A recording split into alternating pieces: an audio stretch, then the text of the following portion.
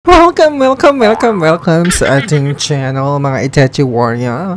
In today's video, another jola na naman ang ating Jimayin ng bonggang-bongga. O wag kang basta-basta magda-download, Mima. Kung bago ka pa lang sa aking channel, manood ka ng aking mga reviews kasi panigurado marami kang matututunan at makukuhang mga ka-impormasyonan about sa mga ola-ola at sa mga lending na hindi mo dapat japlayan. Kung najaras ka na, kung isa ka sa mga biktima na jaras-jaras ng mga jabusadong ola, tama ang pinuntahan mong channel, Mima, kasi tayo ay nagre-review ng mga ola-ola Itachi Warrior. So, sino na naman ba ang olang ating pagjujusapan ngayon?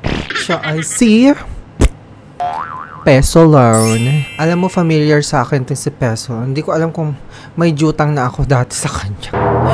Pero parang, parang nadinig ko na to dati Parang, ang tagal na niya sa industriya ng mga jabasadong jola.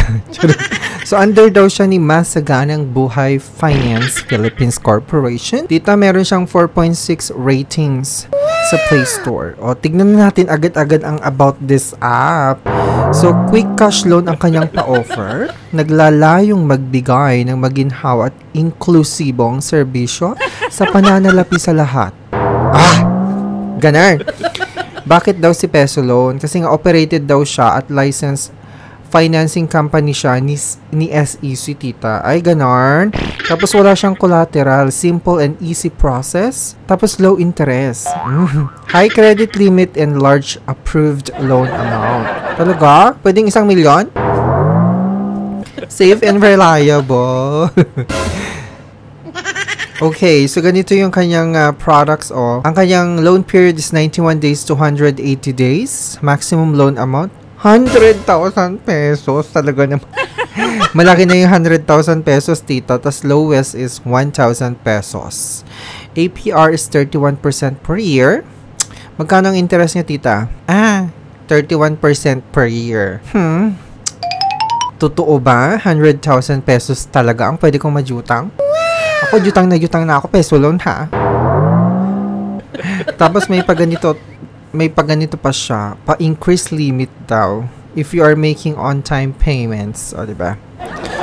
Like, registered siya. Yung mga ano niya. Pakiambular niya. Duly and fully registered online lending platform. Transparent fee charges.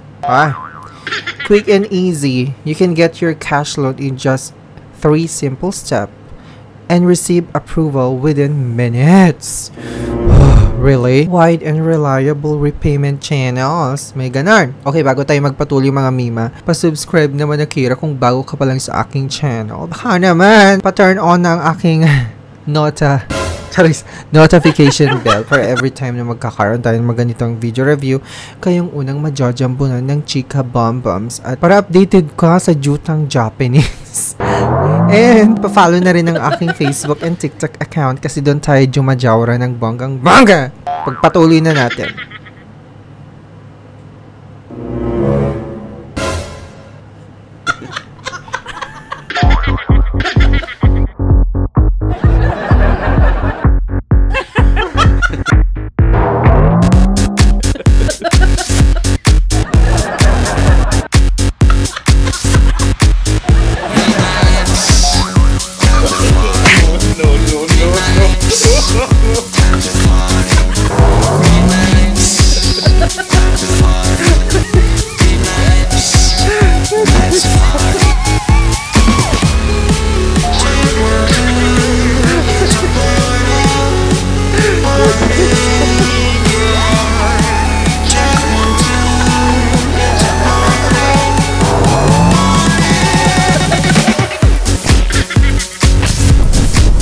Umeksena na naman si Madam Jutangera.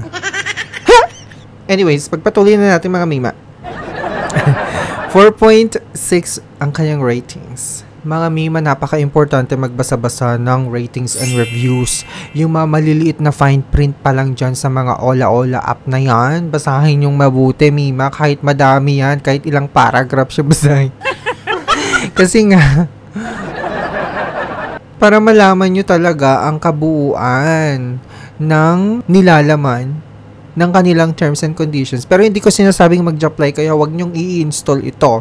'Di ba? Kung hindi kayo sigurado sa mga uutangan ninyo, doon lang tayo sa legit, syempre, hindi ba? At napaka-importante magbasa-basa ng reviews kasi nga itong mga nagre-reviews dito, nagbibigay ng mga ratings ay nakaranas na ng pang-aabuso, 'di ba? Pang-jajaras-jaras at saka nakajutang na kumbaga, at magkaroon na rin tayo ng idea para next time alam na natin ang ating gagawin. Wag na natin silang tularan ang nangyari sa kanila. Di ba? Gusto niya ba yan? Na ano? Matulad kayo sa kanila? Okay, sabi dito, 1 star. I will not recommend this app to anybody. They will just take your personal information and got rejected. I'm sure that this is a legit scam. Legit scam pala siya. I'm disappointed this app.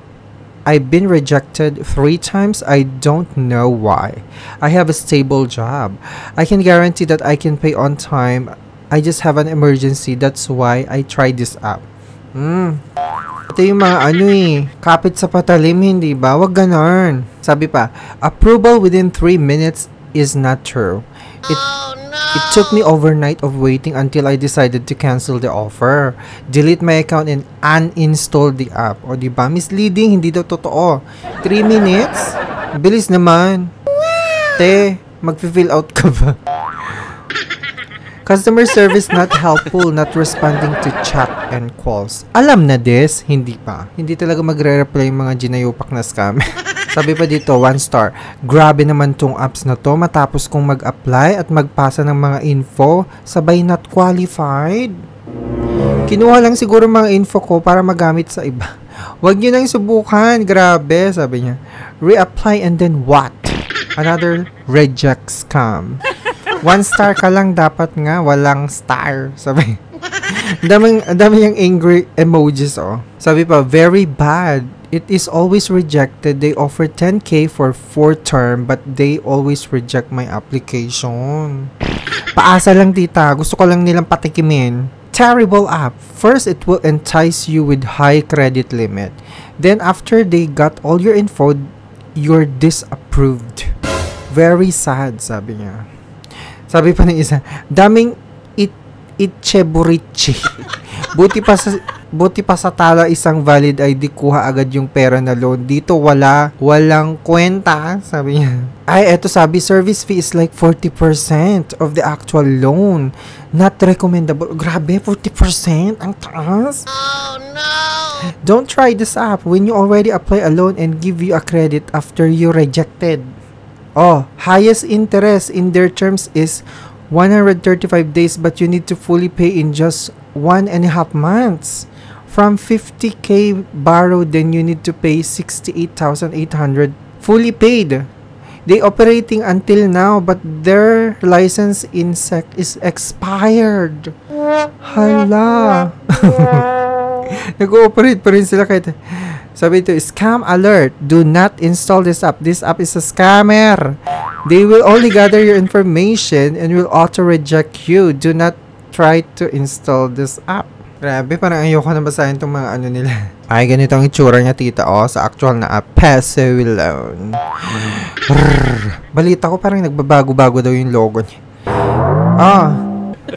SMS data. O, isa sa mga gusto nilang i-allow mo. Phone and device, camera, data storage, battery capacity, pati battery capacity gusto mong malaman. Wi-Fi network data o installed application. Ay, grabe. Delikado to. Wi-Fi network data o gusto niya makuha. Ganyan siya. Alam niyo, parang ayoko na siyang ituloy. Ayoko na siyang i-open. Parang, X, ayoko na. Hindi ko na siya in-open. Kasi nga, naloka ako dun sa network. Oh, no! Network data na gusto niyang kunin. Baka mamaya makuha niya yung password ng wifi namin. Delikado. Anyways, wag na natin ituloy. Nakakaloka. Again, wag niyang i-install yung mga ganitong ola, ha. Ang dami-dami ng reviews dyan sa Play Store. Magbasa-basa kayo, mga mima. Matuto na tayo sa mga nangyayari sa mga biktima. Wag na kayong magpabiktima para hindi na lumaganap, tita. Kung gusto nyo umutang, dun kayo sa legit. O, maglakad kayo, pumunta kayo dun sa bangko, sa branch ng mga bangko. Dun na lang. Huwag niya dito sa Maola. Diba? Delikado eh. Ayun lang. Maraming salamat mga Mima. Don't forget to subscribe. Click the notification bell para every time na magkakaroon tayo ng ganitetsyo ang mga video review, kayo ang majajambunan ng bonggang-bongga. Ayoko na peso loan. 100,000 daw.